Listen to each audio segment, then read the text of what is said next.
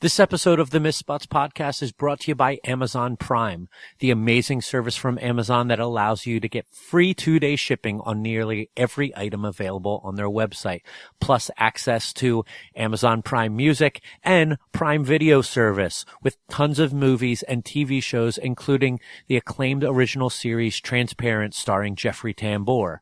Now you can get a free 3-month trial of Amazon Prime by going to misspots.com/prime. Plus, if you do that, Amazon's going to throw in a free 3-month trial of HBO on your Prime Video. Nothing else you have to say or do. You get that for free with this trial as well. That way you can catch up on Game of Thrones, Westworld, or you can watch anything from HBO's amazing back catalog, like The Sopranos, The Wire. It's all there for you. After your trial, you can pay just $99 for the entire year of Prime. Trust me, that sounds like a lot, but as a Prime member myself, that money more than pays for itself in just 2-day shippings after just a couple of months. So head over to missspots.com/prime right now and try Amazon Prime for free for 3 months and join what practically everyone should be a part of. Amazon Prime. Ladies and gentlemen, it's the speed event! It's time to play the game. Time to play the game!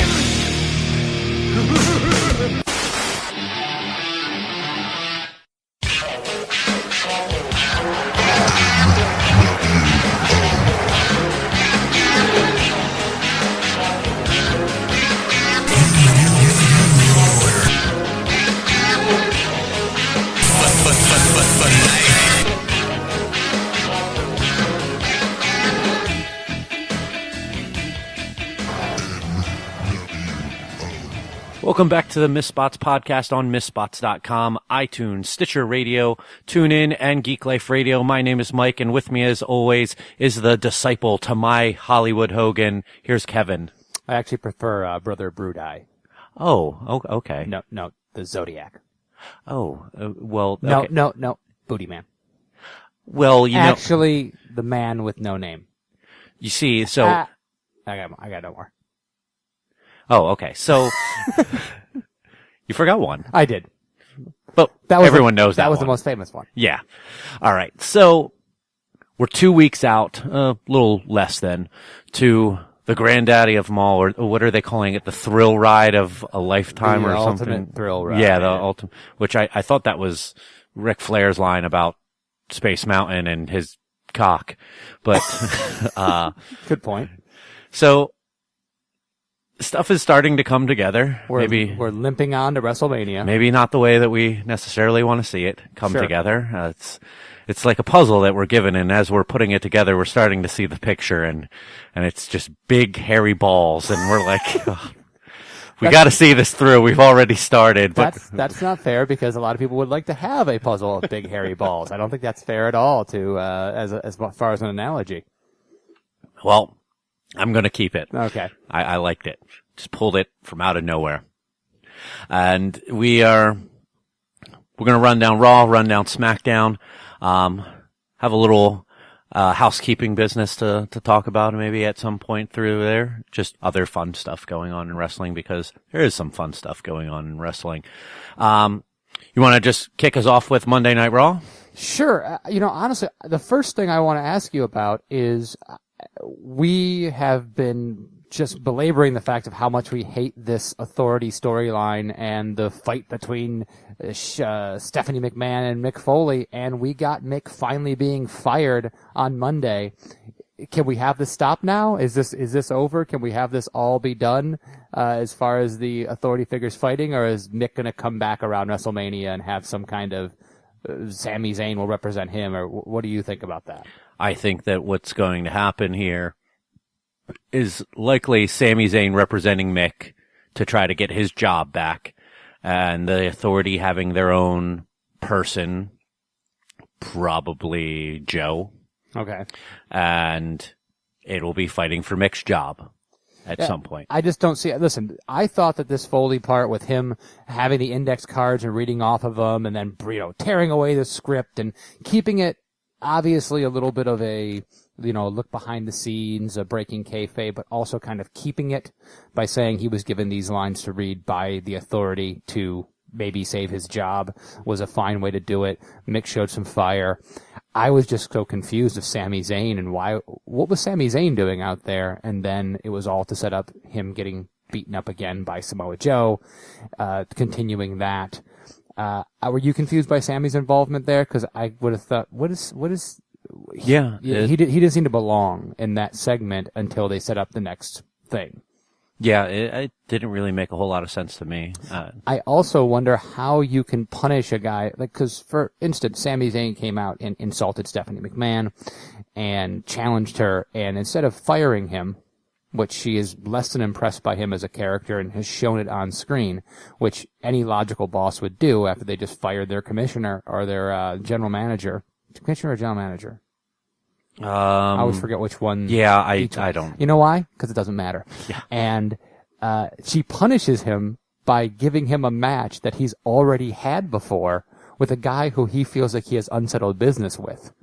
Burn, Steph. Yeah. Way to punish Sami Zayn. Now, listen, Joe is a beast and has beaten up Sami more than one time. But at the same time, she punished him by having him wrestle. He's a wrestler. That's what wrestlers do. They wrestle matches with other wrestlers. I'm going to punish you by making you do your job. Yeah, it never ceases to amaze me. The Sami and Joe match, I thought was another good match between the two guys. Did it stand out as opposed to their pay-per-view match? No. I just thought it was solid. I thought that, I thought that it was a fine match. Joe ends up getting, kind of after beating him up for a while. Sami comes back, gets some offense. Joe, kind of in short order, finally puts him away. I will say one thing is that I love that Sami only does that through the ropes DDT every now and then. Yeah. It could easily be his rebound lariat, and he doesn't do it all the time. So when he does it, it makes it special. So bravo because I wasn't even thinking about it until Joe was over there in the corner on the outside, and I was like, oh, that's a good spot for this, and it looked great. And it's kind of he's toned down using other things as well. I remember one that you always talked about how much you hated how often he used it was the reverse leapfrog where he has his back to the guy and then the person chases him, he backs up and ducks them under or over the top rope. Right, and that's another thing, and I don't know if that's his decision or the agents back there, but most of the time these guys do their signature spots in every match. Good to see that Sami's varying it a little bit. And also, the other thing I liked about this match, other than the fact it was a solid match, was Cole particularly was putting over Joe as a monster the whole match, saying things like he might be the most dangerous entity in WWE.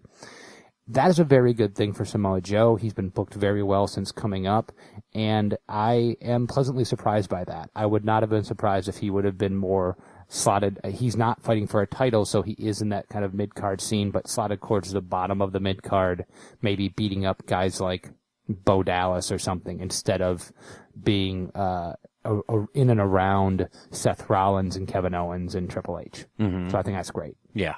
It's been from the beginning, but it continues to be that they're making him seem like a big deal. Oh yeah, and it wouldn't surprise me if this is like a pet project for Triple H, that he's hands-on a little more with the way that Joe is booked and written for. Yeah. Well, apparently when you are fired from your job, you can just kind of hang out in the backstage for another 10, 15 minutes or so and just, riff with the guys. He walked around, Mick did, kind of putting over a handful of people like Cesaro and Sheamus and Bayley before finally walking out the door with some nice words and have a nice day from Triple H. As you just said, I don't know if this is the last we're going to see of Mick for a while, if he's going to really be away from that commissioner role for good. There's been this he needs hip surgery thing for quite a while, and it's been put off and put off and put off. Like, if he really needs it, then I'm wondering what's taking so long for it. Sure. And it has not been a great story, so I'm happy to see it run its course, even though I do like Mick, and he's been hot and cold as in his position, having some really great promos, some really good segments, and some real questionable ones where it looks like he might be out of sorts or something. So we'll see where we go from there. Conversation with Seth Rollins' rehab guy. His name is Kevin Wilk, in case you were wondering, telling us that Seth will not be there for WrestleMania. Little touch. Didn't mind seeing that at all. We've seen a lot of times where they've had doctors on there talking about rehab.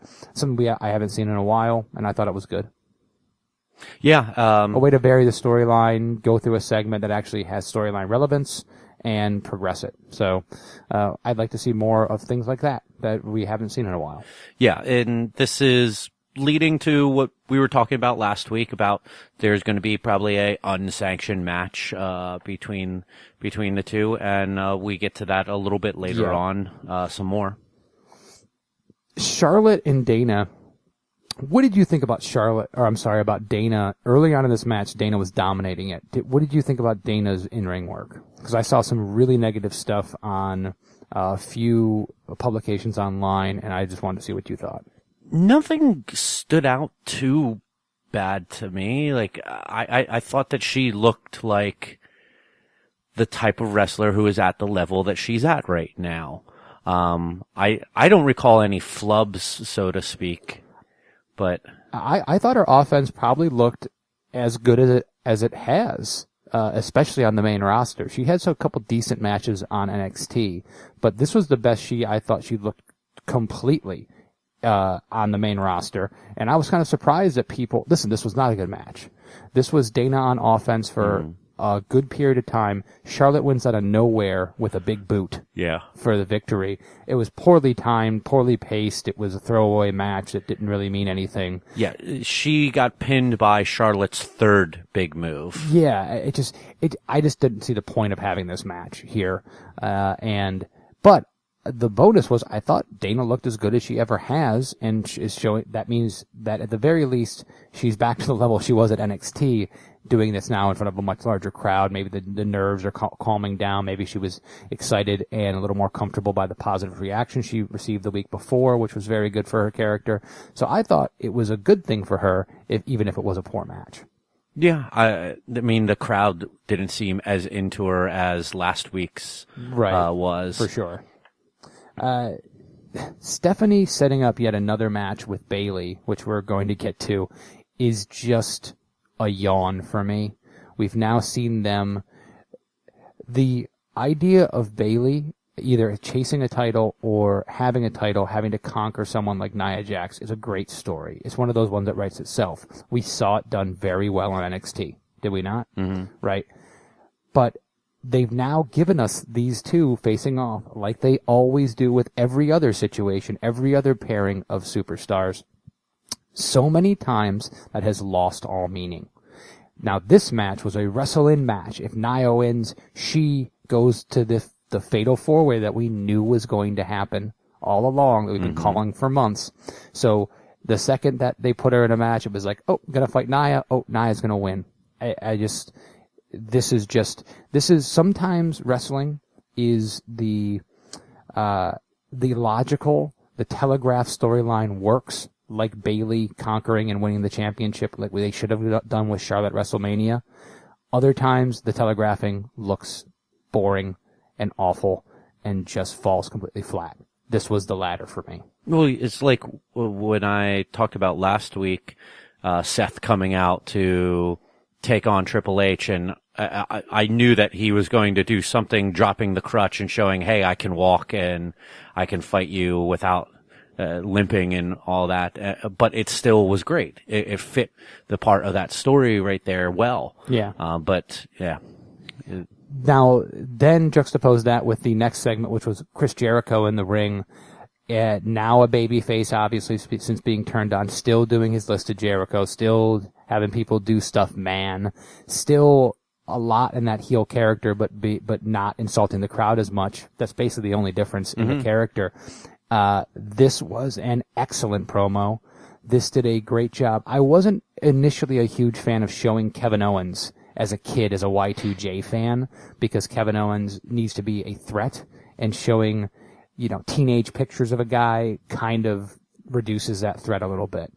But by the end of that promo, it made it seem more personal, right? Yeah. It deepened the story between the two. It gave Jericho good ammunition for an excellent promo. Even though Kevin Owens did come out and they got involved physically, it stayed away from a normal tag team match, which we always have set up before this kind of stuff. And we had the week before, right? We had with Sammy and Chris against Kevin Owens and Samoa Joe. Yeah. So we keep away from another one of those. I thought this was excellent. Do you agree? Yeah. These two have some of the best chemistry together out of the entire roster. Jericho and Owens can also just individually be so talented on a microphone and demand your attention. At any point did that promo feel scripted? No. That's one of the reasons why it came off so well. I also really enjoyed, this is a small thing, but I had to write it down. Samoa Joe came out to no music. Samoa Joe just walked out onto the stage. Why doesn't that happen more often? It seems more spontaneous. It seems more like this guy actually came out and didn't stand in gorilla and wait for his music to get queued up. I didn't even think of that. That's a great point. And he comes out as a distraction. I love that Kevin Owens and Samoa Joe are continuing a relationship, at least, on the peripheries and kind of being involved in Triple H and this pseudo faction that might be forming. I thought that was great. Owens, perfect heel, pop-up powerbomb, beats up Jericho, tears up the list of Jericho, probably the most heelish thing he could do to a crowd who loves the list of Jericho, man. Just the rip paper. And he actually ate part of it and spit it back at him. So this segment was was the best of the show in my opinion, and really looked to further an already great storyline. Yeah, I'm with you on that. TJ Perkins versus Brian Kendrick at one point in the very recent past. This was a pay-per-view feud. This was the title feud. For a title, right? For the Cruiserweight title. And now it gets about 1 minute and 30 seconds, maybe even shorter, with Kendrick going over. I don't have much to say about this, other than this is no way to push your Cruiserweight division. The way to do it is what they did with Neville and Gallagher, what they have doing with Neville and Aries. Just having other guys just go in there and wrestle 1 minute matches that really don't feature really great in-ring action for guys that can put on great in-ring action. This is not, if 205 Live is not working, it's because of stuff like this. Because no one wants to tune into that show because what they're seeing on the main show is not good. A couple minute matches. Yeah, it's not good. And the whole thing afterwards with Brian Kendrick basically saying he stole Akira Tozawa's passport. Kendrick was winded. He did not do well on the mic. This came off really, really poorly. Plus, how is Tozawa in Japan if he doesn't have his passport? Who knows how any of that works. I think he was trying to say that he was in a different town and he couldn't get on a plane because he didn't have his passport. No. If he doesn't have an American driver's license, he can't. Because I thought he said around. that he's back in Japan. He very well might have said that. This just wasn't effective. They've done some decent stuff with Tozawa and Kendrick. This was not one of the better things they did for functionality, just for the idea. Stealing a passport seems kind of cheesy and silly to me. Cesaro and Sheamus continue to be dressed down by Stephanie McMahon. I just have to mention this. I don't usually mention backstage interviews and stuff like that. They don't mean anything. But Stephanie just continues to be a terrible person. And not heel heat terrible, like I want to boo her and see her get her comeuppance. I just want to see her off the screen. Because she's never going to get her comeuppance. She's never, ever going to look weak and be beaten. She's just going to go around, talk trash, look better, and show up everybody. And this is not just a Stephanie McMahon thing. This is an authority person that has that character that's continually ruled the roost in WWE for 20-some years. Mm-hmm. It's just awful. I mean, I don't know if you have anything else to say about that. Nope. Okay. The Bayley versus Nia match. This was not a good match. I think this was just what it was. The stipulation that there was no DQ, so Nia, couldn't be DQ'd, so she had to actually be pinned or submitted in order to make sure she was kept out of the WrestleMania match. Decent stipulation. Question for you. Would Charlotte or Sasha Banks, do they want to make this a fatal four-way match? the best question of them all. Because why didn't either of them interfere to keep an extra person out of the match? And not only an extra person, which is mathematically weakens their chances, but someone Steiner math tells you that. Yeah, it always does. Actually, Steiner math probably tells you something completely different. But someone who is supposed to be a beast and everyone's scared of. Yeah. Both of them come down. They beat up Nia Jax. They physically hold her down while Bayley pins her, and then everyone's happy. It just shows how stupid that these wrestlers are. It shows it's poor booking and bad stipulations, honestly. Oh yeah, WWE logic to its finest. And we just seen these guys go at it too many times. I am unfortunately not looking forward to this match very well at WrestleMania. I hope I am pleasantly surprised and they put on a great match because I want the best for them. But this entire build, as we've mentioned many, many times, is just not working. Triple H gives what I would call a gangbusters interview in the ring with Michael Cole during an interview segment. Triple H is, in my opinion at least, I think many people would agree, there are a few men that are as articulate, clear, and well-paced on a microphone, and that can get an idea across so well. The problem is, I am so bored with the authority figure that I was bored by this segment. I've heard it all before. I don't care. I don't want guys in suits that wrestle once a year coming in and having these long, drawn-out talking segments. The crowd could not have cared less. They were not into this at all. They were doing the CM Punk chants at one point. They were just ignoring half of what he was saying. There's been so much wrong with the build to this match with Seth Rollins, which could have been great. I'm not opposed to Trips wrestling at WrestleMania against Seth Rollins with the way they've set things up. They've just done it so poorly that it's when Triple H was going, "Do you really want this match?" The cast were like, "Yeah, sure, yeah, okay." It wasn't a huge amount of applause because they still don't know how to feel about Seth Rollins. Yeah, and this has been way longer than a slow burn of a feud. I mean, this goes back.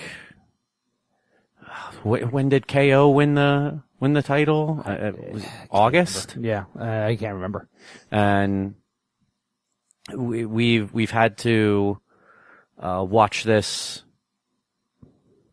be a feud that's kind of in the back pocket, in the back of the mind of Seth. I mean, he even said it at points during this whole thing. He's like, I need to get to Triple H, but first I need to deal with Kevin Owens and Chris Jericho. And this guy and this guy. Yeah. And that's okay because Triple H hasn't been on TV, but Seth Rollins is a lukewarm babyface at best, which is a shame.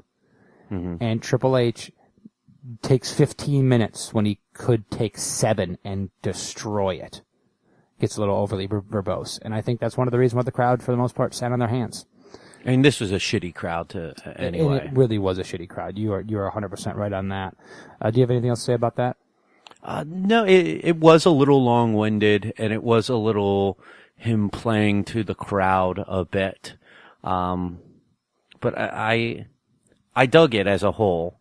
He's still fantastic on the mic. He was last week. Yes. When dealing with Seth and initially Mick. So I mean, he's brought his A game. Yeah. No, and that's what I'm saying. It's a shame that I didn't enjoy this and that I'm not invested because all the pieces are there, including great mic work. But I just find myself tepid on the whole thing. Next, we got a dumb tag team match. Now, I say this for the same exact reasons that we just spoke about with the women's match. Of course, Stephanie McMahon, in the earlier segment, booked Cesaro and Sheamus in a handicap tag match so that they had to fight their way back into the triple threat match at WrestleMania that we already don't want to see. So, Anderson and Gallows, Enzo and Cass. Hey, let's get together, let's get rid of these guys, right? And let's have a traditional tag team match at WrestleMania. Nope, first thing Anderson and Gallows do is start beating up Enzo and Cass. They in turn start beating up Anderson and Gallows. We get a 1 minute match where Cesaro and Sheamus go over because Enzo and Cass and Anderson Gallows are fucking morons. They are not as human beings. They are as characters, and they were booked that way because no one in their right mind. You can have all the animosity in the world against somebody, but if you want those titles or you want to keep those titles, they should be able to work together for a minute or so. Tex Ferguson could have seen that was a bad idea. Chad, too bad. Yeah, this is just, it was dumb when they booked it. It was dumb in function, and it was ridiculous when you look back at it. Oh, yeah. Right, okay. The New Day hypes Mania and have become intolerable to me. Yeah. That's that. Austin Aries versus Adrian Neville. This was actually a good match, in my opinion. The only thing is that, no, it was Austin Aries against Tony Nese. Except I said Adrian Neville. This was actually a good match. But this was a good cruiserweight match. It showcased Austin Aries. It co-showcased again, Adrian Neville. And there was... Some people are going to be so confused by this. Yeah, whatever. Aries eventually goes over, and after that, after he beat Neville came out on the stage. And he started, basically talking back and forth with Austin Aries. They had a promo back and forth as the crowd sat on their hands. It's a shame that they did that, but in general, this feud, I think, is progressing pretty well. Yeah, it's one of the more logical feuds going on. They're keeping minimal people to it, and by minimal, I mean one-on-one. Yeah. It's built around something that we can follow and understand. Neville believes that he's the best. Aries believes that he's the best. They want to see who's really the best. It's old school, it's simple, but it works. Yeah. Other than the fact that the Cruiserweight title still looks absolutely horrendous, yeah. I like what's going on with these guys, and I'm looking forward to an excellent match at WrestleMania. The main event of the evening, I can only ask why. They set up Braun and Roman at Fastlane, and I feel like they had no idea how to get themselves out of it, and they ended up having to have Braun take his first loss at a nothing pay-per-view with no consequence. So they booked them again 2 weeks later. This is how it should have been. Yeah. Yeah, exactly. But 2 weeks later, they book it again, right? Decent match. I don't think anywhere close to their match at Fastlane, even though some people were talking about how great it was. I beg to differ. I thought this was actually pretty plotting and didn't have any of the drama, mainly because we just saw it 2 weeks ago. It's hard to get really into these things when you burn yourself out on that match. And burning themselves out on Braun and Roman, which could be a serious feud going through the summer if they wanted to do it, because it could still be there, is just really sad in my opinion. Not only that, and they kept talking about this has to be settled. What had to be settled right now? Because Roman just pinned him cleanly a few weeks ago. Yeah. How is that not settling the score? Roman was about to beat Strowman clean again, right? Mm-hmm. He was about to give him a spear. The gong hits.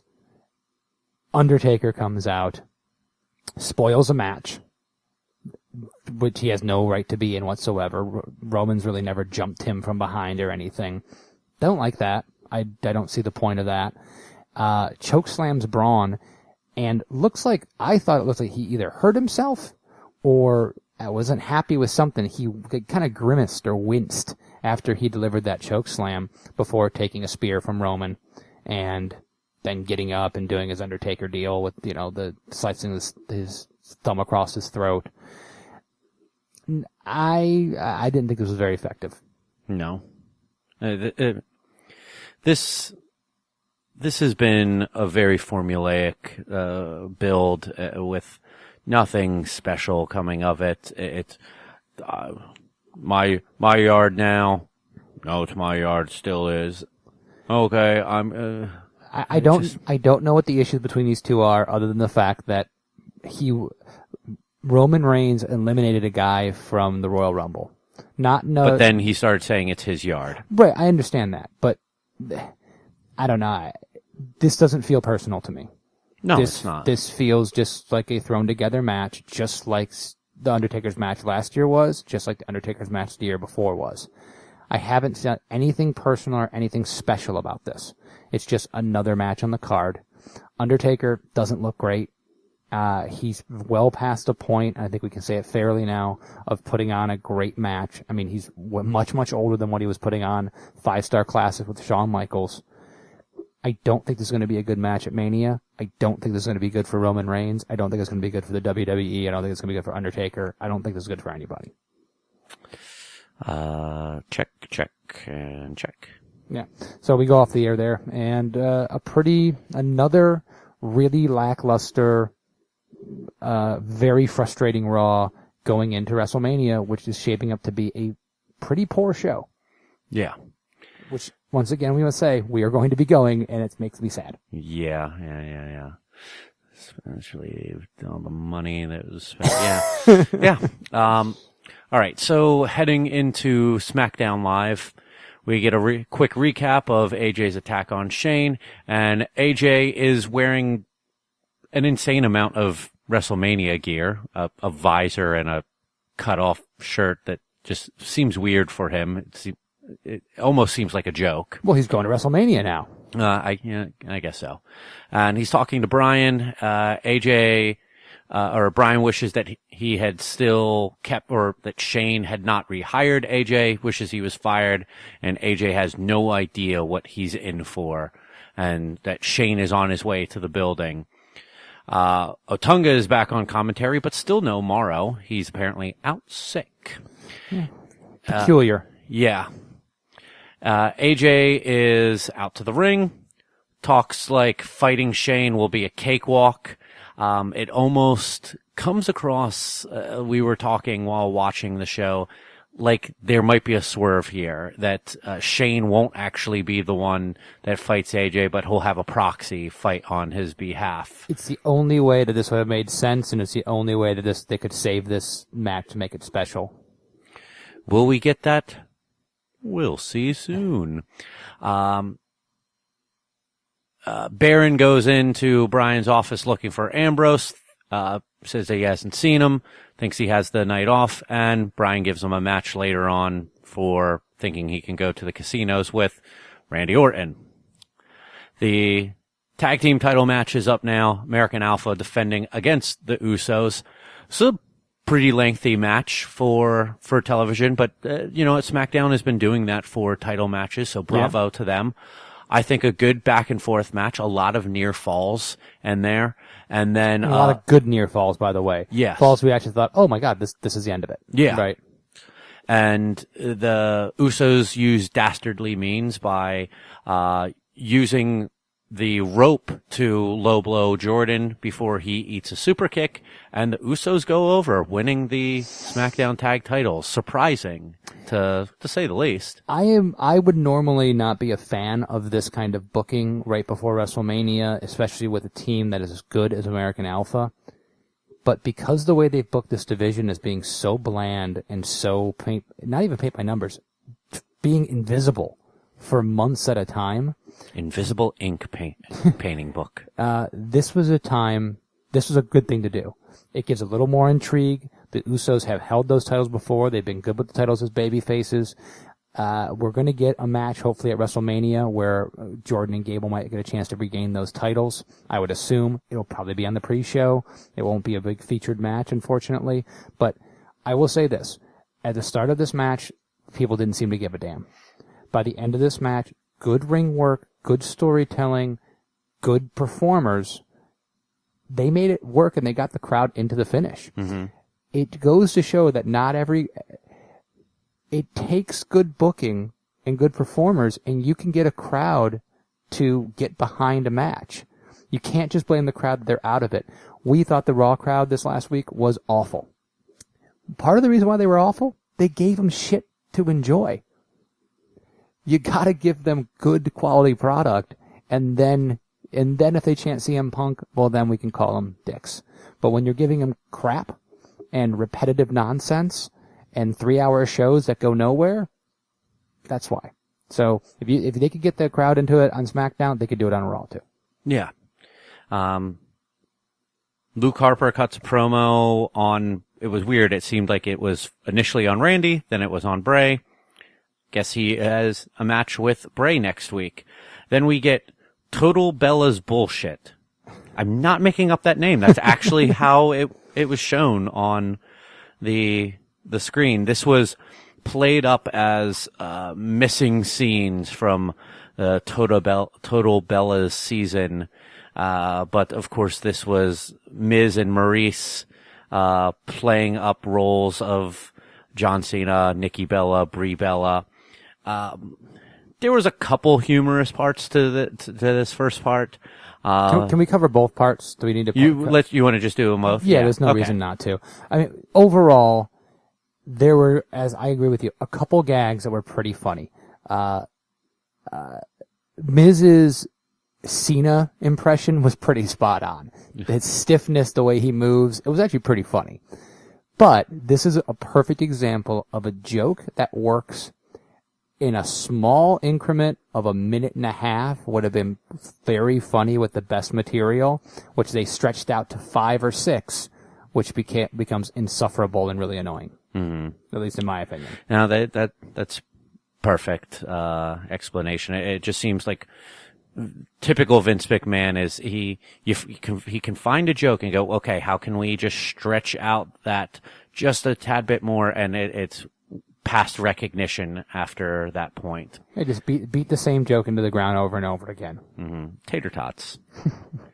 Baron takes on Randy Orton, and Dean comes out on a forklift, not driving it. It literally lifted in the air on the forks to distract Baron. RKO.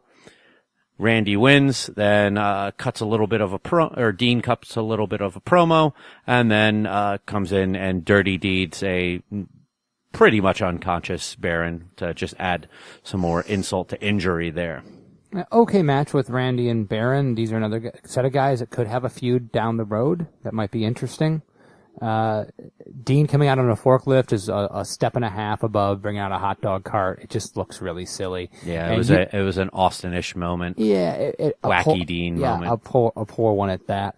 I am happy that we're finally getting a confirmation this is a one-on-one match. I know that we have been assuming this the whole time, but part of me was still thinking they were going to make it an Intercontinental title ladder match and throw Kalisto and, Apollo Crews and his friend Kalisto in there.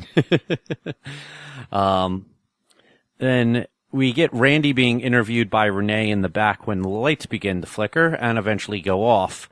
They come back on, and as I wrote here, sheep attack Randy, Bray knights Randy and talks, then sings. That runs it down pretty well. I had actually a hard time hearing parts of what Bray was saying because he was speaking so low. Yeah. I mean, I did pick up the gist of, now I have the power of Sister Abigail inside of me and I've never been more powerful, blah, blah, blah, blah. But then there was just so much mumbling going on there that I couldn't pick up everything else, but it probably wasn't necessary. They have taken this feud in a direction that it did not need in any way, shape, or form. No feud needs to go towards lighting a house on fire and desecrating a corpse. Yeah, I would agree with that. I think we covered that last week. The crowd chanting for Randy Orton and cheering for him in any way, shape, or form just baffles me. It really baffles me. And the fact that Bray Wyatt's not the biggest babyface in this is just so strange.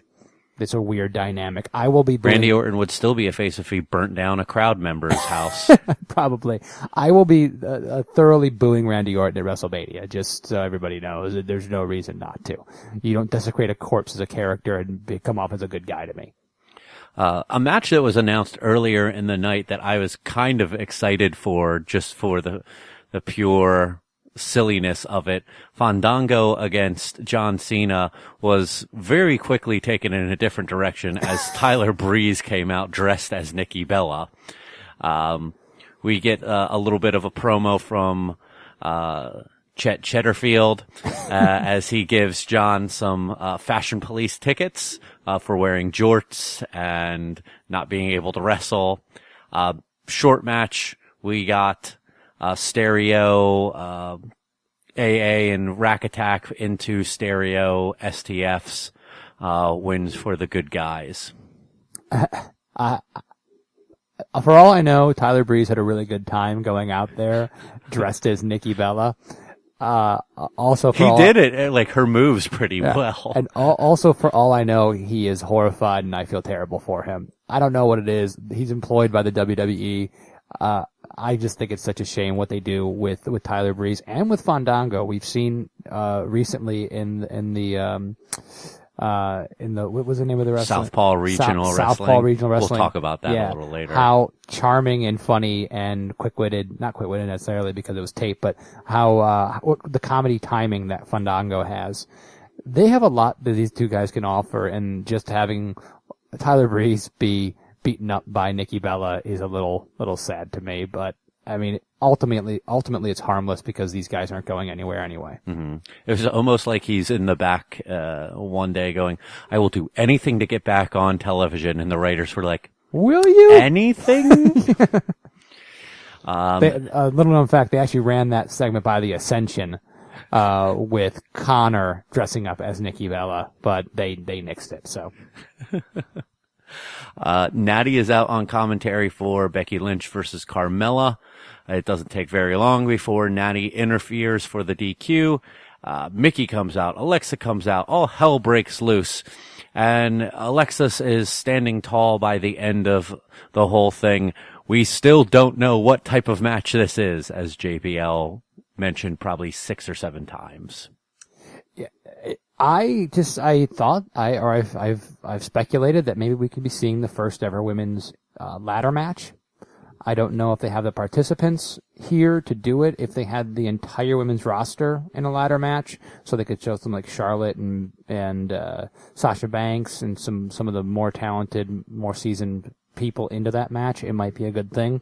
But we know we're going to get some kind of stipulation, or else JBL wouldn't have said it 14 times. Yeah. Right? It's gotta be. Yeah. Unless that's a total swerve. They do announce Luke versus Bray for next week. Cool. But kind of weird at the same time. AJ's still waiting for Shane in the parking lot. A car pulls up. Who could it be? Rhino and Seth rolling. I was trying to do an easy thing there, but I won't. But apparently that's a decoy limo because Shane is coming down to the ring inside of the arena. He talks down AJ for sneak attacking him, and Renee informs AJ, he's actually in the ring right now. Like, you can go in there. And AJ takes his good old time coming to the ring, all Goldberg style.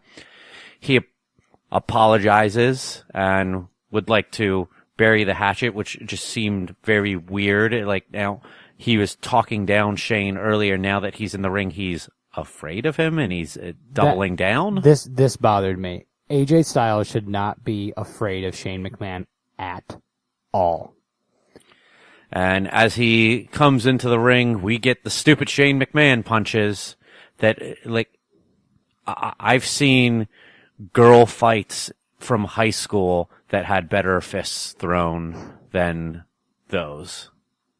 And AJ eventually gets the upper hand, but not before Shane reverses things on the outside as AJ sets up a table spot. And then Shane sets AJ up on the table. And we get a replay of last year. Shane jumping off the top rope to the outside and crashing through a table with, we're fairly certain he didn't even lay a finger on AJ. If it was a finger, it was a finger. It was maybe his hand brushed AJ's shoulder as he crashed through the table. I cannot express how much I hate this. I've done it before. I'll do it here again briefly. AJ and Shane McMahon is ludicrous. AJ was the MVP last year of the company. He is an incredible wrestler. He should not be afraid of a non-wrestler who is not intimidating in any way, shape, or form. Shane McMahon is not a wrestler, and he should not be portraying one on TV. No. The only way, and I still think this would be garbage, the only way this works is if AJ is super cocky, never backs down, always is attacking Shane. Shane keeps coming back. He's crazy. He's willing to do anything, and they do a no-holds-barred match where he can use weapons or something. The only way this works is if Shane is an ultimate underdog that refuses to give up and eventually loses, but still has some pride.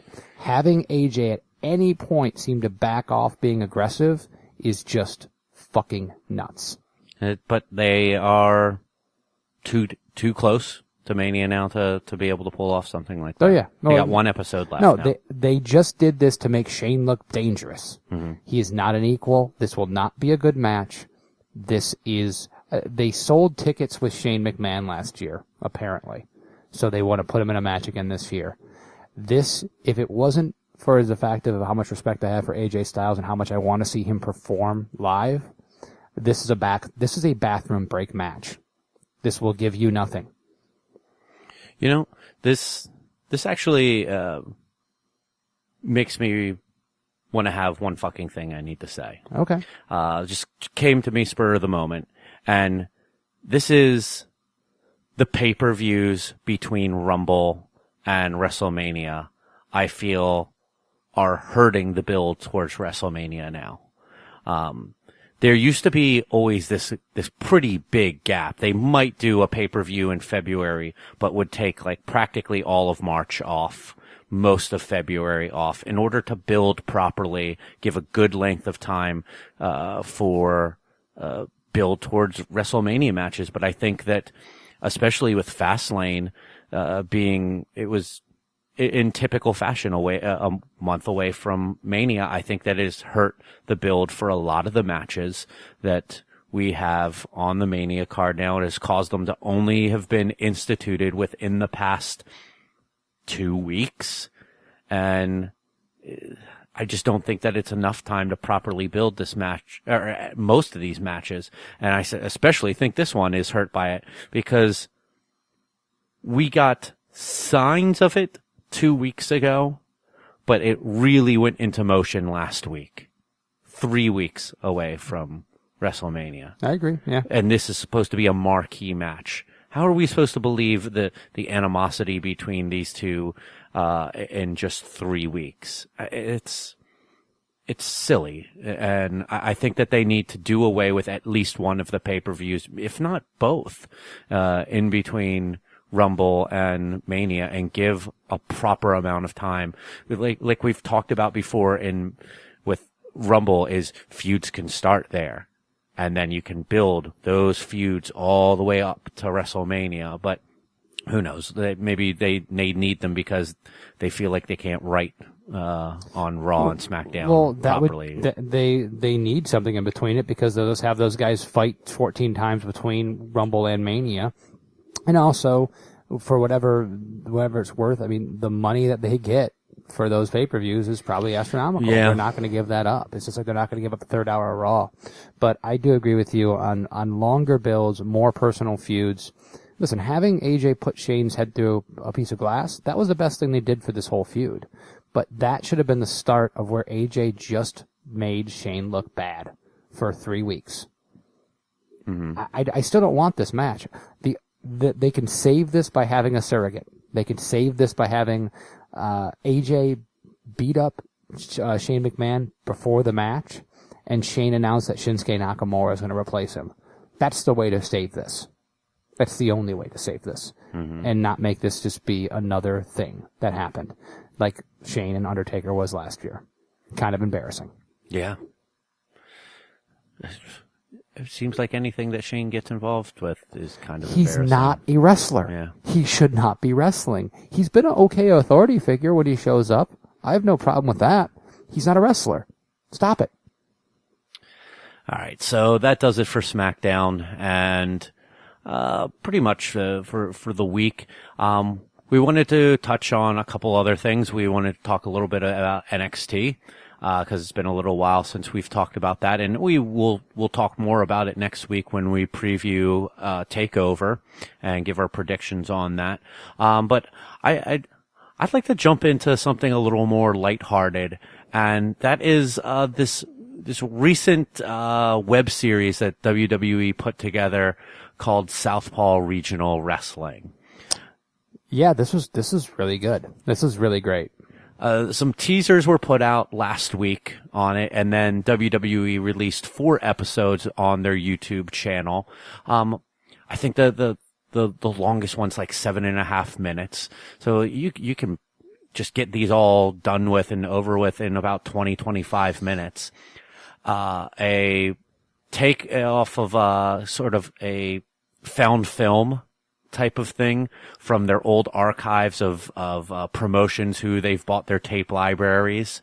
And we have WWE wrestlers, playing characters in this, 1980s promotion in the Deep South, building towards a paper or a closed circuit event of their own with outlandish, very uncharismatic characters to drunks to flamboyant, to sea creatures.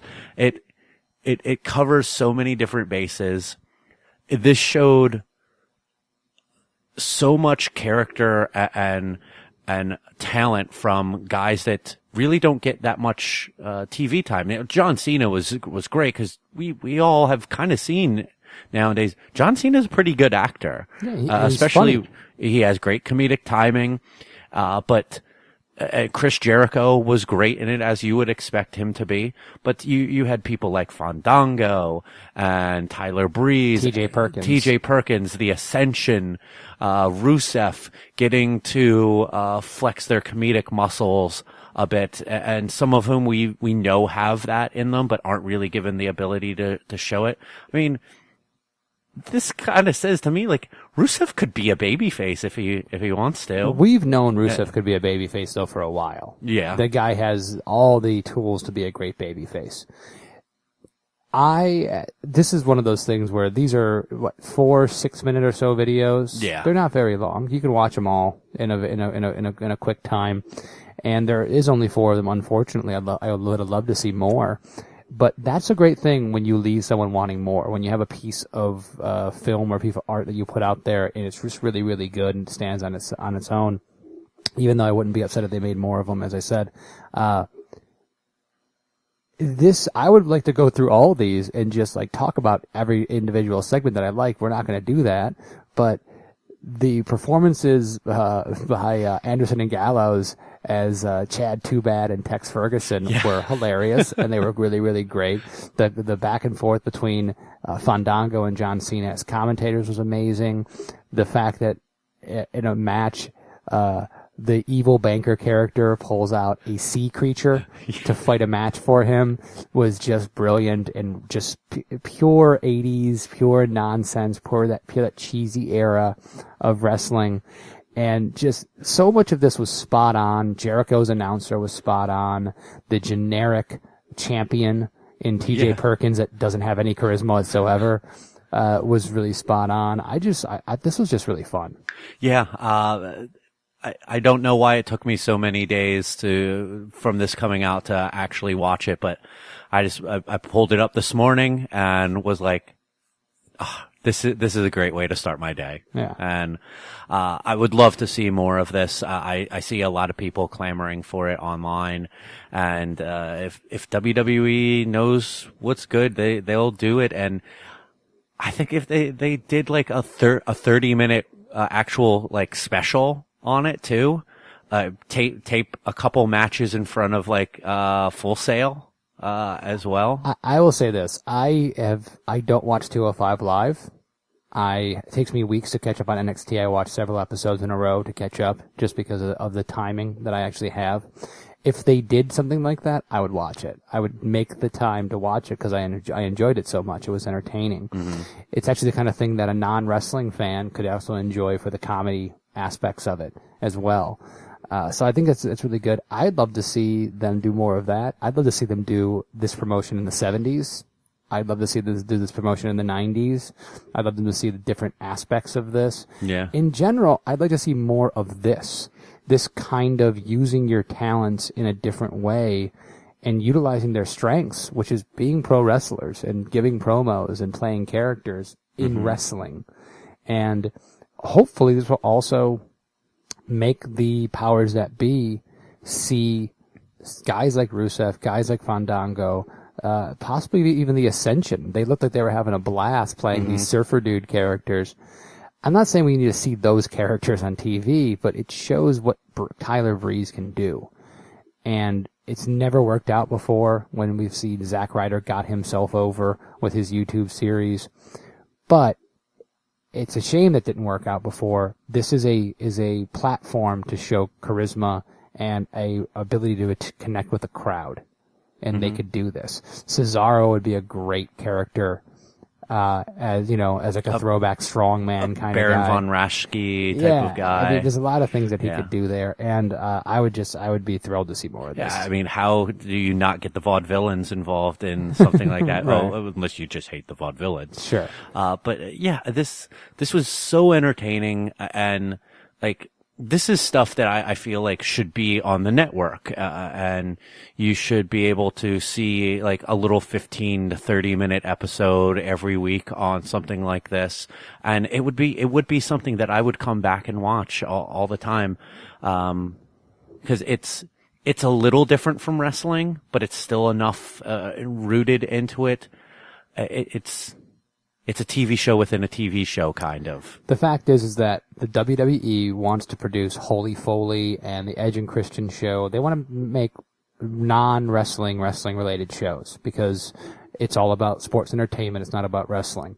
The best thing that they do is wrestling content. And spoofing wrestling content is right in the wheelhouse. Stop running away from the thing that you actually have guys employed by you can do well. Stop trying to make them variety artists. Stop trying to have a jackass ripoff, and stop trying to have all that kind of stuff. Do this. This is good. This will get people to sign up and watch. Yeah. Let's go into some NXT. You want to lead us kind of through that? Yeah, I just wanted to talk a little bit. I know you haven't really been watching recently, right? I've had a hard time keeping up. But in general, we all know the cupboards I read what's going on. Yeah, the cupboards are a little bare down there, especially in the women's division. There's been some issues with, pushing people like Peyton Royce and Billie Kay, which I do think have a lot of potential. But right now, going into this takeover special, which we'll run down our previews and everything next week, but we actually do have the confrontation of Asuka and Ember Moon, which I think is really great. I think that these are the two best women in the division right now as far as workers and the most exciting characters. And it was only a matter of time before Ember Moon showed up, before she would be in that world title hunt. So I think that's kind of exciting. We did have a thing recently where it looked like Billie Kay had a stinger or something, taking that top rope stunner from Ember Moon, and she seemed to be okay now. But they're still doing some good stuff in the women's division. I do like their characters. They've got a little bit of Emma and Dana Brooke going on as kind of like the mean girls who are picking on everybody. And I think it's working pretty well, in general with those characters, but I still think they're kind of mid-card characters right now, not necessarily main event characters. Yeah, from the last program that they worked with Asuka and with why can't I remember her name? Nikki Cross. Nikki Cross. It was a diving board point for them, and I think that they did well, but they didn't make such a huge splash when they jumped into that top tier, and I think that they just shuffled down just a slight bit, but they'll be up there again. They have that talent, but there's still some cringy things that they say that just it comes across super scripted. It doesn't even come across as the confident mean girl thing to me.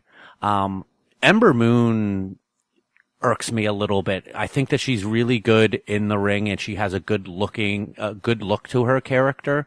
But I'll look back at the last takeover too when she was on the pre-show, and oh my gosh, she was rough on the mic. Well, listen, this is as many great people have come through that NXT. This is still a developmental. Yes, yeah, right? very true. And Ember Moon has a ways to go mic wise, but so many people have improved there. And if they're going to give her a run at the top, which I don't know if it's going to happen now, she'll have to cut a promo here or there. She'll have to get better at it, and it'll only help her out. I think Nikki Cross is the wild card in the women's division because in the Sanity group, which really hasn't made a huge splash so far, really, I mean, they haven't made a big deal other than feuding with Ty Dillinger. She is brutal and crazy, and we just had a match recently with her, and I can't remember the name of the other performer, where she performed her finisher 6 times, something like that. And just continued to beat down the opponent over and over again before finally pinning her. I don't even know if they even called the match and just pulled her off of her. So I think Nikki Cross, she's playing that character very, very well, and that might actually be the first person to get gold in that group. I wouldn't be surprised down the road, especially if they're moving Asuka up. You could have Nikki Cross and Ember Moon squaring off sooner rather than later. So even though we don't have those top tier performers, there's still a really good crop there. I think this just needs to be cultivated a little bit more. And it actually might help if Asuka moves up, because it will, instead of having that one person domineering over the division, they'll have a little more play with the title and who's feuding with who. And that'll be interesting to see if that's what they do, because I mean I've heard talk of bringing her up. I've heard talk that she might stay down there the whole rest of this year. Because they're not sure about all the other women yet. Yeah. The tag team division, I have to say that Akam and Razor, they're getting over. They as we've seen on the takeover specials, they have gotten better in the ring. They're still a little spotty. Recently, they had a really rough spot where they trying to get up for their dual power bomb, where they collide, they call it super collider or something like that, and one of them dropped the other guy. That move they might have to rethink. The other time they did it, they missed each other coming across, because you can't really see what's happening in front of you. Other than that, I think they've done a really good job of pushing these guys very similar to they did with the Ascension, as guys that might not be ring technicians, but they're big. They're dangerous looking, and they're putting with guys that can work and really help them with their craft. The match they set up for TakeOver is a triple threat with Ciampa and Gargano and the Revival. It looked like we were just going to go with a Revival versus Authors of Pain, which is a heel versus heel. Revival is a default babyface there, and they're starting to get some good reactions by the crowd, which I love seeing because I love the Revival, but I hate seeing because they're so good as heels. Yeah. They're the ultimate old school heels. I don't want them to be cool heels. I want them to be badass. I hate them heels. And I can just love them from afar. So, I mean, this could be a really, really great match. I was looking forward to seeing what the Revival would do, though, as far as ring psychology and stuff with the Authors of Pain. I thought it would be a really interesting match. I hope this is signaling Revival coming up. I hope this is signaling them not getting there, finally getting like a rematch, finally getting back in the title picture, losing, and then going up to SmackDown. That very well could be that. And, you know, I thought that, the last takeover was a coming out party for the Authors of Pain. They looked great in the ring with DIY, and, now you throw in the Revival, they're in such good hands with learning from 4 fantastic in-ring workers. And also in the tag division, if the Revival goes up, remember we still have TM61, which one of the guys is hurt right now. Yeah, they're right? they're gonna be on the shelf for probably about a year. Oh, really? I didn't realize it was that long. But they do have a couple new tag teams, the Ely brothers, which is a pair of twins. These guys look like they must be 6'9", 6'10", really good shape. Raw as hell, obviously. They're just starting to show up on TV. They've taken some beatdowns in the last couple episodes, but, you know, they're a new tag team. We also have Heavy Machinery, which I don't know their individual names. It's two very big, old school 80s looking heel, big guys, very big guys. Think, bigger, bold MCs. But they're starting to push these as giving them video packages, and they're trying to bring that next generation up through, which is what NXT should be there for. So I think the tag team division has been solid for a long time, and while losing the Revival would hurt, they still got some good guys down there, and hopefully they'll have some they have good plans for the new teams. Sanity continues to be embroiled with Ty Dillinger, who now has No Way Jose and Roderick Strong, which is a very weird faction of guys to team up against Sanity. Do you have any idea of what they plan to do with Sanity? Do you think that they're going to go and be a Wyatt family type? Do you think they're going to be around the main event, or is this just a mid-card heel stable?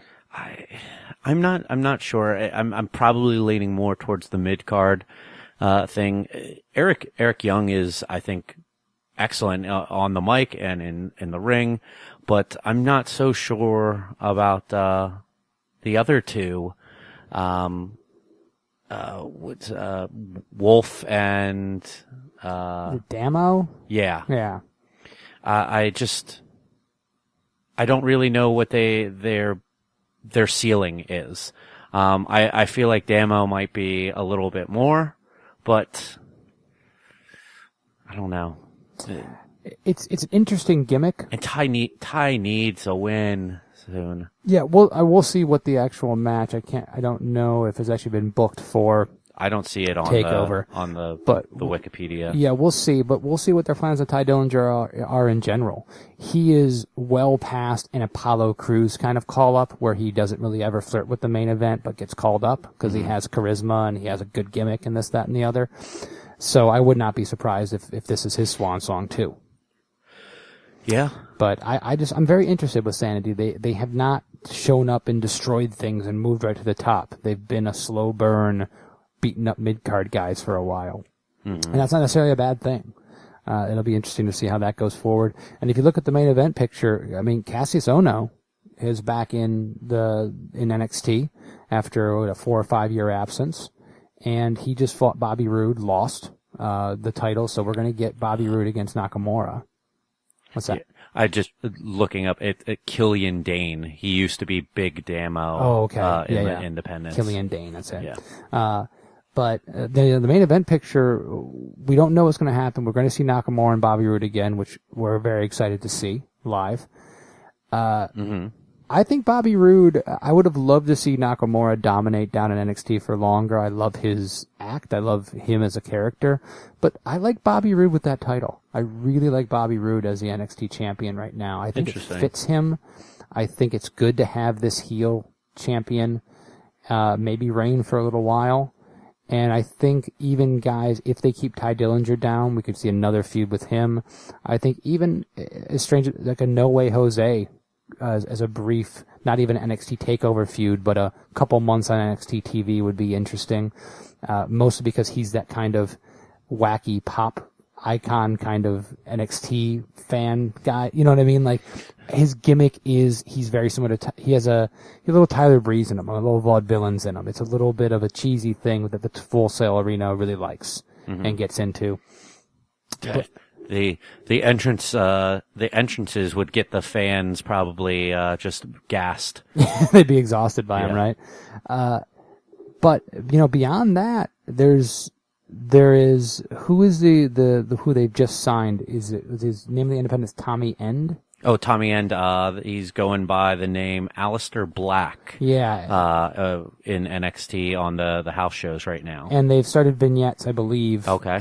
Prompting his arrival. So this could be a very big thing. Cassius Ohno, who even though he lost to Bobby Roode just recently, he made a big splash and they made a big deal of him coming back. You have to imagine he's going to be up around the top of the card. So there's another guy there. And even though I know his weight issues have been a problem, their match was really good. What him and Bobby Roode put together for their title match was excellent. I thought it was very, very well done. And he's deceptively agile and a good worker for his size. He's been a fantastic worker for the better part of a decade. But the last 2-3 3 years, on the indies and now going back into NXT, he has really made a name for himself, and he's struggled with his frame and his weight over this time. There's been points where he looked fantastic, points where he just kind of looked skinny, and there's also been points where he's looked a bit overweight, and he kind of does at this point right now. I mean, he's wrestling with a shirt on, which he wasn't doing in the indies. I mean, he was just kind of, yeah, this is the way I look. You could deal with it because I'm going to put on a great match nonetheless. I wish nothing but the best for him because he has been working his ass off for a long time in this business, and he deserves good things. So I was happy to see him get thrown into a main event picture match pretty quickly. But hopefully being back at the Performance Center and working out a lot, being around a lot of people who will probably push him a little harder, that he'll drop a few lbs and tone up just a little bit there. I'm not saying that he needs to necessarily drop a whole bunch of weight, or he can get some gear that's a little more fit towards his look, his body shape. I mean, listen, what we've seen with guys like Samoa Joe, Kevin Owens, Bray Wyatt. You don't have to look like Chris Masters to be successful and excel in this industry. Mm-hmm. And the in-ring work speaks for itself. The mic work speaks for itself, especially in NXT. And do you think we're going to get a big crop of call-ups, or do you think it's going to be minimal? Do you think we're going to see a house cleaning? I don't think we're going to see too many call-ups. Maybe two dudes. Maybe I'm doubting Asuka. Okay. I wouldn't be surprised if no women came up, and then maybe the Revival. Okay. So you're thinking maybe like Dillinger, Nakamura, and the Revival? Yeah. Yeah. I don't see that many other people, men or women, that are ready other than Asuka and those three teams / people. I don't see a lot of other people that they'd say, all right, this is time for them to make a call-up. Mm-hmm. I mean, Bobby Roode obviously could be on the main roster tomorrow. He could have been on the main roster 6 years ago. Yeah. So, you know that. But if they're going to put Nakamura up, they need to have Bobby Roode still be down there. Of course. Listen, NXT is not, we've heard it, we've read it. Yeah, people are like, it's not the show it was a year ago or a year and a half ago. It's true. It isn't as much see as it has been in the past because they don't have as much top-tier talent on the show. They're still running good traditional booking angles. They're still putting on a quality wrestling show, but the names aren't there. It's funny. It hurts it. It's funny how much it's kind of like Ring of Honor. Almost 10 years ago, Ring of Honor was at the top of their game. They had all the big names. They had Bryan Danielson. They had Samoa Joe, Austin Aries, and Christopher Daniels, like a who's who of independent wrestlers. And then WWE starts plucking them out, and TNA starts plucking them out. It's like WWE, like the main roster is plucking their own feeder system. Yeah. And they have to keep on revitalizing it and putting more people in there. And I think that they have a good crop there. Tommy End is a really good worker. Aleister Black is a very good worker. He has a very interesting look to him because he's covered in tattoos. But he implements a lot of kickboxing into his fighting, submission, mat-based wrestling. He'll get over with the crowd almost immediately, in Full Sail. And I think that he'll be able to translate over to the main roster very well. Bobby Roode, no doubt. They're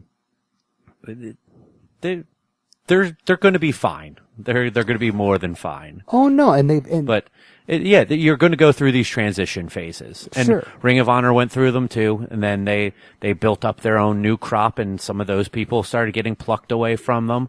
And there's ebbs and flows. Well, it's the point of the product is to do exactly what we're talking about. More than anything, more than being plucked away, that their goal is to make main roster ready guys that can make the company money. And we have to forgive the Billy Kay and Peyton Royce interviews that might not be perfect. That's what they're there for. Mm-hmm.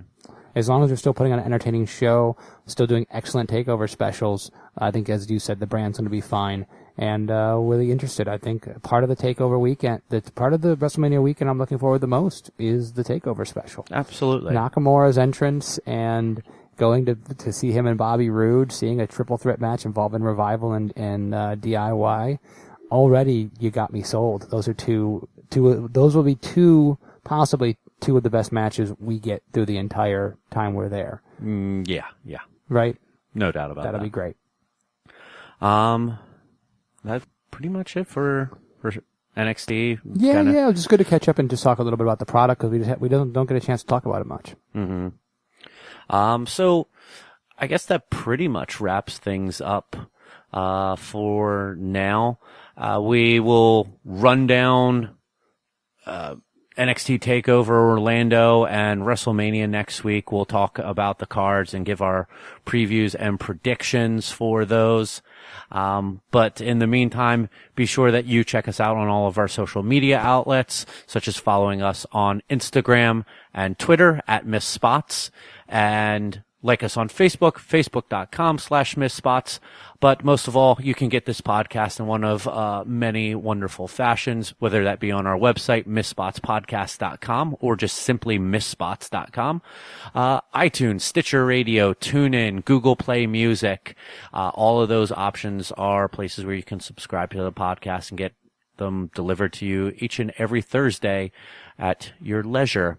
And other than that, we'll see you next week for our big preview to WrestleMania. For Kevin, my name is Mike. Good night. Good wrestling.